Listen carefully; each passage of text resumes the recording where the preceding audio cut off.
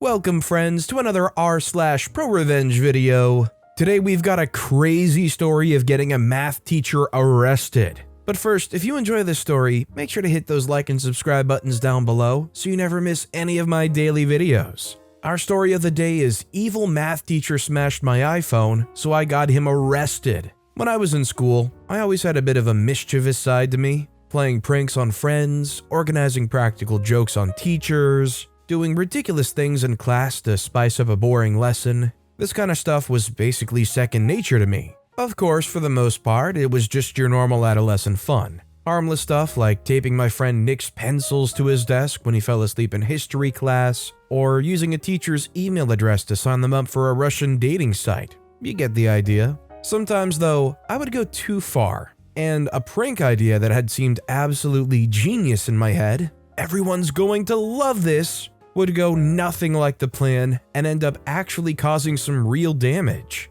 One time in middle school, for example, I read online that ingesting eye drops leads to a sudden but ultimately harmless explosion of diarrhea. Seeing hilarious prank material written all over this newly discovered information, I came up with a plan to sneak into my homeroom the next morning and put 3 squirts of eye drops into the coffee mug my teacher always kept on his desk. What could go wrong with that idea? Well, quite a lot it turns out. When the day of the prank arrived, the first part of my master plan went off without a hitch. I silently walked into my homeroom when I knew it was empty, squirted a few drops in my teacher's mug, and quickly made my way out without being seen by anybody. When it came time for homeroom to start, I casually walked back into the classroom with everyone else, settled into my seat, and prepared for the show. I could hardly hide the grin on my face as my teacher took the first few sips from his steaming coffee mug. After a few minutes had passed and nothing had happened though, I started to get worried. Had the eye drops information been wrong? Was it possible I read false information on the internet? But that's when it happened. Out of nowhere, my teacher's face went white as a ghost. He stood up suddenly, started to say, "I don't feel so," and then fell to the ground right beside his desk. As you can imagine, the whole class quickly erupted into chaos with people yelling and crying and running up to my teacher to see if he was okay. I, on the other hand, practically sprinted to the nurse's office, sure that I had just killed somebody and would now be spending the rest of my life behind bars. Fortunately for me and my teacher, however, the situation didn't end quite so catastrophically. I later learned that my teacher had only fainted that morning. As it turned out, he had a terrible fear of throwing up. So terrible, in fact, that upon feeling the severe gastrointestinal distress caused by the eye drops, he could do nothing but fall to the ground unconscious. If you're wondering, by the way, about whether the diarrhea thing ended up being true, well, let's just say that the classroom never quite smelled the same after that day. The point in telling you that story, though, isn't just to illustrate what a misguided person I was back in middle school. My teachers probably would have used much stronger words than that. No, the real point in telling you about the eye drops incident is that it's the perfect story for introducing another prank-related story I have from my time in school. One with even more insane consequences, and one in which, believe it or not, I was in the right. See, what's really messed up about what I did to my poor homeroom teacher, besides the fact that I, caused him to faint and soil himself in front of a bunch of preteens, was the fact that I had targeted an innocent civilian, someone who hadn't deserved, in the slightest, any sort of prank-induced retribution of that magnitude. A good prank, the perfect prank you might say, would be to target someone who more than deserves a little bit of sweet justice. Someone who karma just can't get to quickly enough. Someone so evil, so cruel, that even the old eye drops in the coffee routine wouldn't be enough to pay them back for their satanic schoolhouse sins. As fate would have it, I met just such a person in my sophomore year of high school. His name was Mr. Miller. My first introduction to the hex-spawn demon known to mortals as Mr. Miller came on my first day of sophomore year, meaning I was around 15 at the time. I had just gotten out of my biology class and was now making my way over to the math department side of the school where my new geometry class was located. Although, looking back, I should have been anything but excited that day. I remember being in high spirits as I walked to my new classroom. One of my friends had told me earlier in the day that our geometry teacher had just recently been hired and that no one knew anything about them. A new hire? And no one knew anything about them? To me, these words smelled of opportunity. Maybe the teacher was an attractive young woman fresh out of college, single of course, and ready to be impressed by my teenage mastery of mathematics. Or maybe the teacher was going to be like 90 years old, hopelessly technology illiterate, and prime material for some hilarious but good-natured projector pranks. These hopes were quickly squashed, however, as I walked through the door of the classroom and began to look around. The first thing I noticed was the teacher himself. He was tall, broad-shouldered, and so bald that the top of his head reflected the fluorescent lights above him like a mirror. He was also frighteningly serious looking. As I stepped into the classroom, he stared straight at me from behind his desk, completely motionless and completely devoid of any positive facial expression. The next thing I noticed was the students who were already in the room. There was still 5 minutes until class started, and while normally people would be moving around and talking among themselves, the room was completely silent, and everyone was sitting at their desks staring straight ahead. As I made my way to a desk, I noticed one of my friends towards the back of the classroom. I started to say something to him, but before I could, he sort of shook his head at me and motioned to the whiteboard at the front of the room. I turned around, and on the whiteboard, in big block letters, someone had written, "Take a seat as soon as you enter the classroom. Before the lesson begins, there will be no talking. There will be no getting up from your desk. There will be no communication of any kind." Starting to feel a bit creeped out now, I turned back around and settled into a desk next to my friend in the back. I didn't even try to make eye contact with him.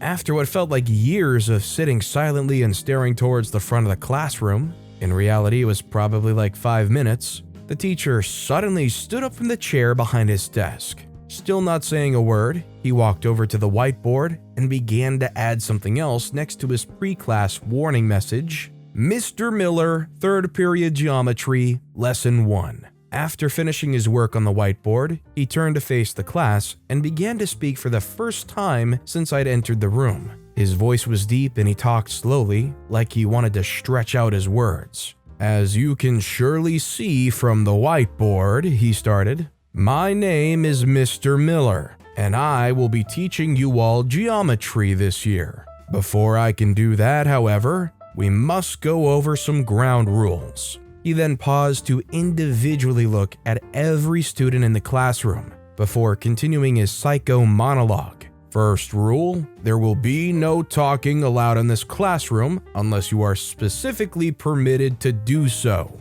Second rule, there will be no eating of food or drinking of beverages in this classroom under any circumstances. Third rule." At this point, I started to zone out. But Mr. Miller continued on and on and on, listing one stupidly specific rule after another. I managed to sneak a glance at my friend next to me, who seemed just as shocked and confused as I was. "What the heck is this?" I mouthed to him. He just shook his head in disbelief. When I finally zoned back into what Mr. Miller was saying, he was already up to Rule 19.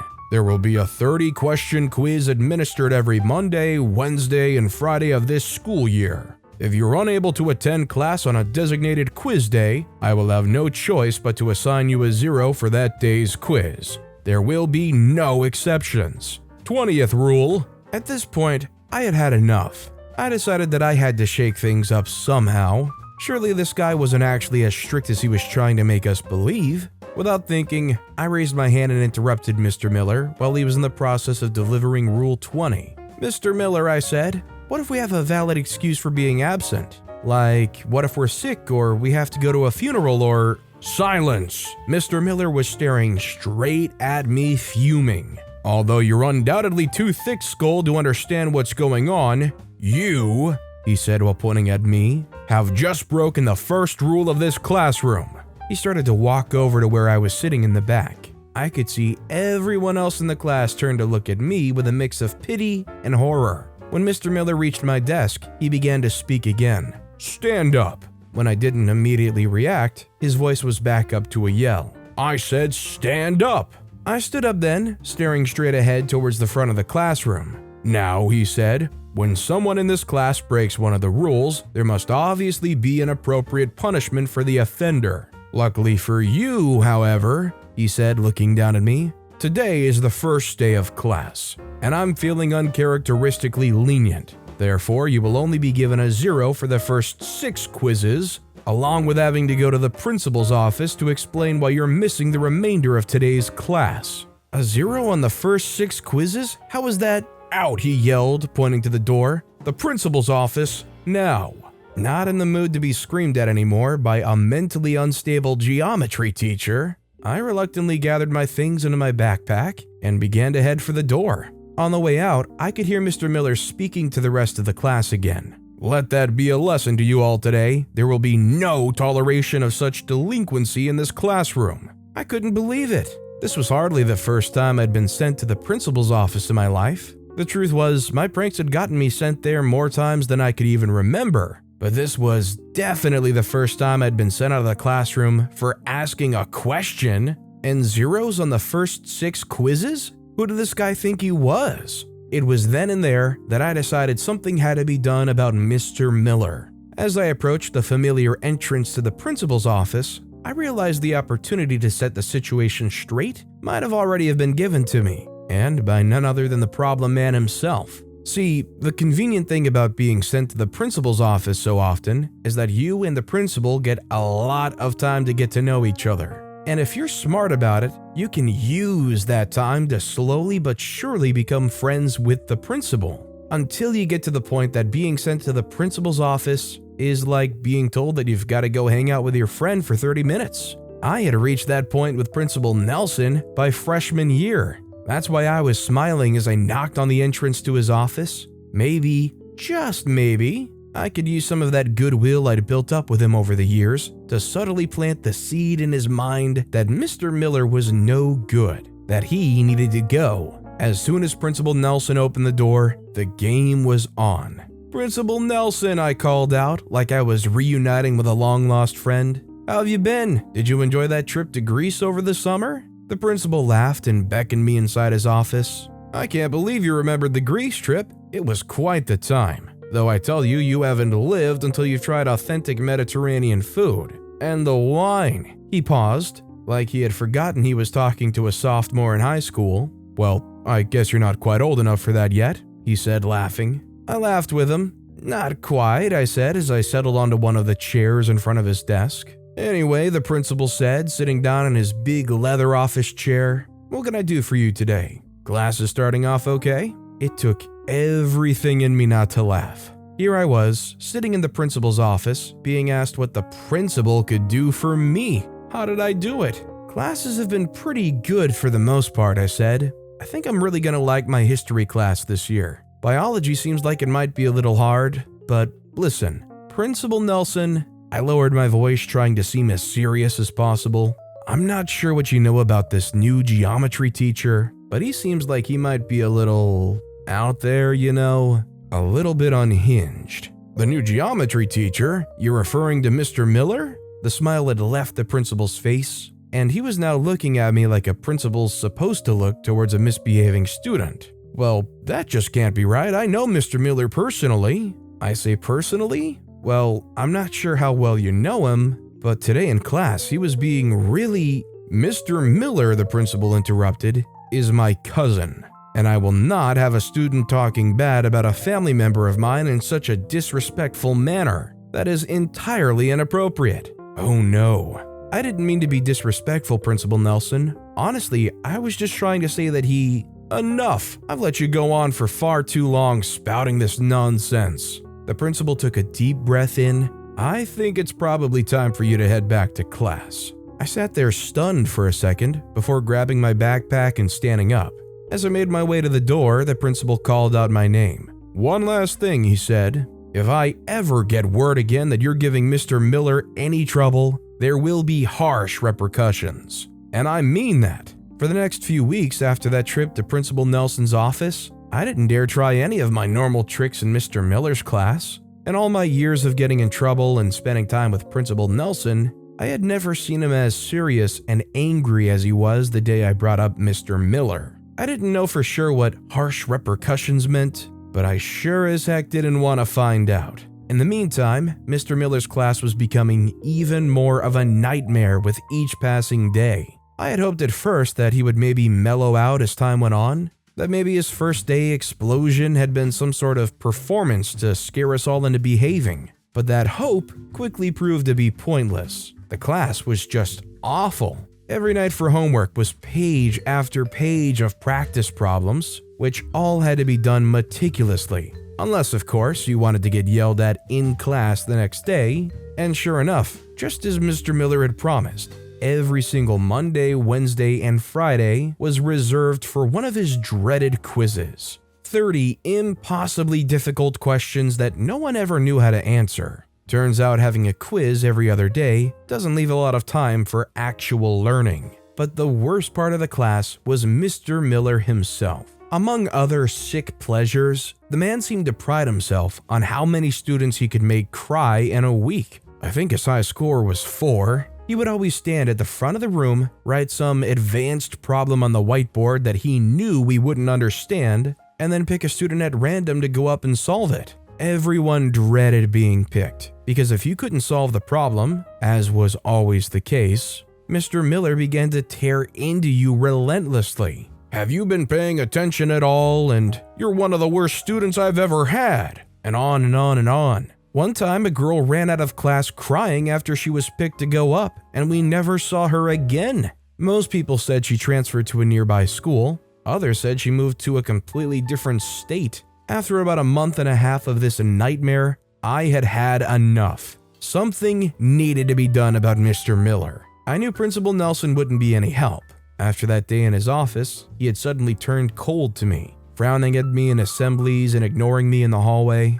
I knew my parents wouldn't be any help either. I'd tried telling them about how awful Mr. Miller was, but they just assumed I was exaggerating because I disliked geometry or something. That's when I realized it though. The best way to get to Mr. Miller was through Mr. Miller himself. See, there were 2 things I knew about him for certain. The first was that Mr. Miller hated being disrespected by students. Disrespect or backtalk or anything at his expense was basically guaranteed to get under his skin. And the second thing I knew was that Mr. Miller had the shortest temper imaginable. The man was the literal definition of a lit fuse. Maybe then, if I couldn't get him in trouble with the school, I could make him do something that would get him in trouble with the law. What I had in mind was a long shot, but I knew there was a chance. On the day of Operation Get Miller Fired, I brought 2 extra things to school with me, a permanent marker and an old iPhone that I no longer used. Right before geometry was supposed to start that day, I quietly snuck into the classroom while I knew Mr. Miller would be in a staff meeting. Then, permanent marker in hand, I wrote this on his precious whiteboard. Mr. Miller has as much intelligence as he does hair, and then quickly ran back out into the hallway. Once it was time for class, I casually walked in and sat at my desk in the back. Mr. Miller still wasn't back from his staff meeting. As people began to make their way into the classroom, someone noticed the message on the whiteboard, and soon laughter was spreading throughout the entire room. Then Mr. Miller walked in. As he made his way to the desk, he noticed my craftsmanship on the board and immediately flew into rage mode. Who did this? Who did this? I want to know who did this now. When no one answered him, his yelling only got louder. This whole class will be severely punished if no one confesses to this act of vandalism right now. Still, no one in class said anything. Then, still fuming, Mr. Miller walked to his desk and grabbed an eraser. Say goodbye to your little act of rebellion because this ends now. As Mr. Miller walked back to the whiteboard, eraser in hand, I pulled my old iPhone out of my pocket and began recording. When Mr. Miller got to the board, he took a long, dramatic sweep of the eraser over my message. When the permanent marker stayed on the board, the whole class erupted into laughter. Mr. Miller was furious now. I will not be disrespected like this in my own classroom.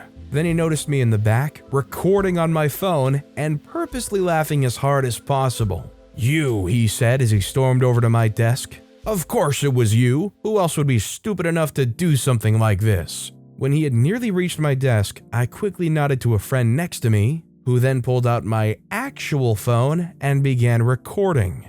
The next thing I knew, Mr. Miller was towering over me. Scared as honestly as I was, I kept the iPhone camera pointed up at him and continued to laugh. "You may have thought you were going to get a cute little video out of this whole stunt," he said, "but think again." He grabbed the phone out of my hand, raised it over his head, and violently threw it against the ground. As little bits and pieces immediately flew everywhere, I started to genuinely laugh. Somehow, my plan had worked perfectly. The phone was ruined, and most importantly, my friend had gotten it all on video. After school got out for the day, I immediately made a beeline for the police station, which was within walking distance of my school. Broken iPhone in one hand and completely functional iPhone in the other. I had done the research already and knew that if I could provide the police with Mr. Miller's name and address and the video of him breaking the phone, he stood no chance. Surely a misdemeanor vandalism charge would be enough to get him fired. When I walked into the police station, I made my way to the receptionist at the front and told her I wanted to file a vandalism report. After waiting in the lobby for about 30 minutes, I was finally ushered into a back room where an officer began to ask me questions. "Property that was damaged, defaced, or destroyed?" I pulled out the plastic bag holding my smashed iPhone, and the officer typed a few words into the computer in front of him. "Okay, an estimated monetary value of total damages incurred?" "Around $250, I said. The man continued to type on his keyboard. When we finally got past all the technicalities and the officer asked me who had damaged the phone, I perked up. "Robert Zenhelm Miller," I said proudly. "He's a teacher at my school." The officer raised an eyebrow at me but continued to type into his computer. After a few moments, he made a confused sound. "Is there something wrong?" I asked. "Our system's not showing any record of a Robert Zenhelm Miller residing in this state," the officer sighed. "Look, if you'll just give me the address for this individual and leave us your name and phone number, we'll check it out and get back to you as soon as we can." I say, "But I have a video." He says, "We appreciate you coming down here, young man. We can take it from here." Dejected, I made my way out of the police station. No Robert Miller in this state? Then who the heck was the guy who broke my phone? I didn't see anything else I could do though, so I walked back home and hoped for the best. After a week had passed and Mr. Miller was still at school, teaching and torturing students even more intensely than before, I pretty much lost hope.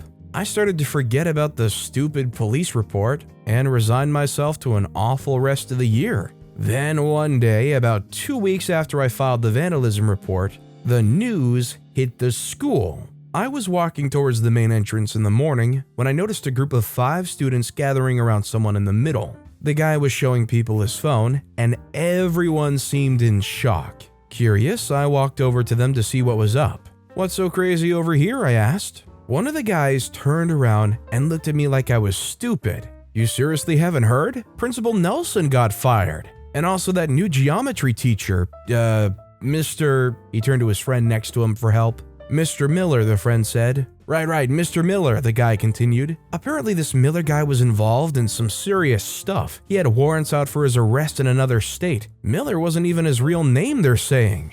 I thought I was dreaming. The guy continued, "And apparently Principal Nelson knew about all of it. The guy was his brother or cousin or something, and he gave him this job so he could hide from the law or whatever." "Wow," I said. "That's crazy, right?" the guy said. I nodded, absolutely dumbfounded, and continued into the school. After a few moments, a smile crept onto my face. I hadn't felt this happy since school had begun 2 months ago. Over the next few days and weeks, the full story gradually came out. How Mr. Miller had been wanted for tax evasion and money laundering in 2 other states.